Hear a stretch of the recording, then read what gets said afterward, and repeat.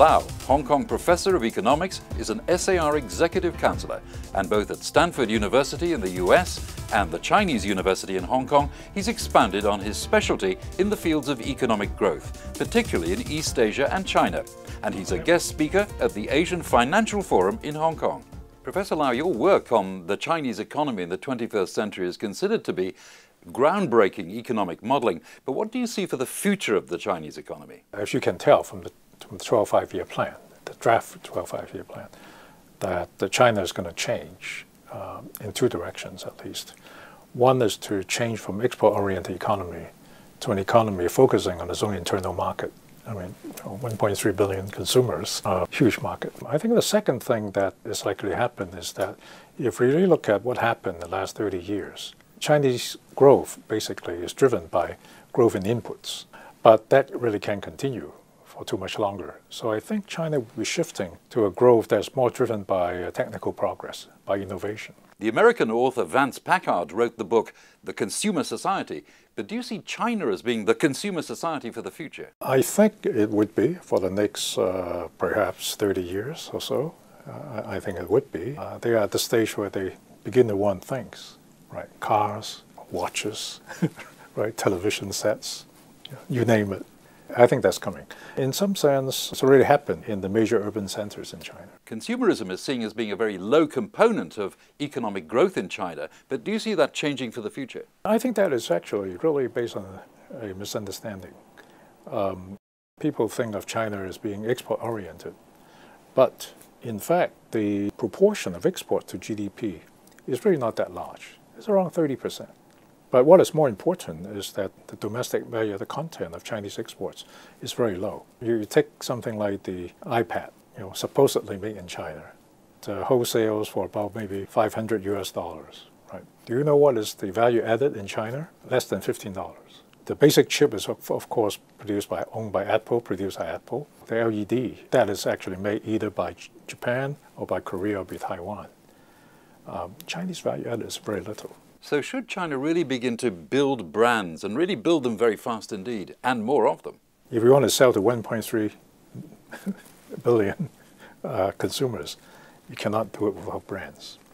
There are some very successful brands. One is called Kang Fu. It's maker of instant noodles. Right? It's by a small, used to be very small, obscure firm from Taiwan. It went to China maybe more than 10 years ago. And they developed this brand. They spent the money on advertising. They also had a couple of tricks. But anyway, Kang Fu now actually has 40% of the Chinese instant noodle market. That's a huge market. Right? So it's happening. It really is happening. Foreign brands that are doing well would be McDonald's, Starbucks. Right? A lot of Chinese brands are moving in. So I think it has to be the case. So will developing Chinese brands ultimately push out the foreign brands that went before? They could, although Coca-Cola would probably stay there forever, right? Could. But I think more importantly, that some of the brands are branching out, like Haier. Haier is actually doing very well in many parts of the world. So I think it's happening. But the important thing for China is that you can capture your own market, your internal market first. And with that as base, then you push out. So Professor Lau, where does Hong Kong stand when it comes to the brands of China, branding in and out of China? I think Hong Kong can play a role because people in Hong Kong have much more contact with the rest of the world. They are more current with what's going on. So they could play a very important role helping the design, advertising in the establishment of the brand. I think that can be helpful. But Hong Kong has never been a manufacturing power. It would never be. So I would say that the contribution would be mostly on the software side. The other question, of course, is financial services, and particularly where it comes to the renminbi, and we see the renminbi certainly developing in Hong Kong in certain ways, in certain instruments. But do you see that developing both in China and Hong Kong? I think that is very important. I think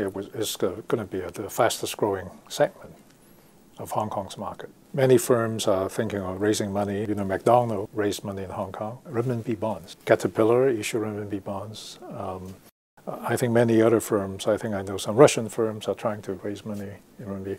Hong Kong firms are trying to raise. The basic point is that you can borrow renminbi at relatively low interest rates. I don't mean short-term, reasonably long-term interest rates. So I think that's going to come. And I think you will see more and more of the trade settlement between, say, China and Hong Kong will be done in renminbi. And really looking at the renminbi, would you see full internationalization as such? I think there are many different understandings of the word.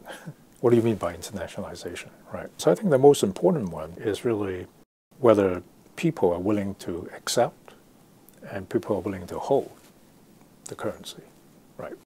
You can say that, well, the renminbi is now not fully convertible, not freely convertible, which is true. But you ask people in Hong Kong, right, whether they are willing to accept renminbi, whether they're willing to hold renminbi assets, perfectly willing. That's rising, and because if you ask a lot of people in Southeast Asia to choose between the U.S. dollar and renminbi, many will say, well, I already have enough dollars. Right? I'd much rather take renminbi. So it's really a matter of how well is it accepted as a medium of exchange. The only thing that is really not free, so to speak, is really short-term capital flow. But why should any country welcome short-term capital flow? I think we have been indoctrinated to think that free is better, right? But that's not necessarily the case. I mean, why do we have hot money sloshing around, right? Why is it good? Nobody has been able to say why it is good. Both for the people sending money out and for the people receiving the money. Asia reshaping the global agenda. That's the theme of the Asian Financial Forum that you're attending. Do you believe that? I think reshaping global agenda may be too ambitious, okay? But what's really true over the last 30 years, economic center of gravity of the world has been shifting. That's just a matter of fact. I think another 15 years, Chinese GDP would be the same as US GDP. And the other East Asian economies would also continue to grow. So I think that the East Asia in another 15 years will account for 40% of world GDP.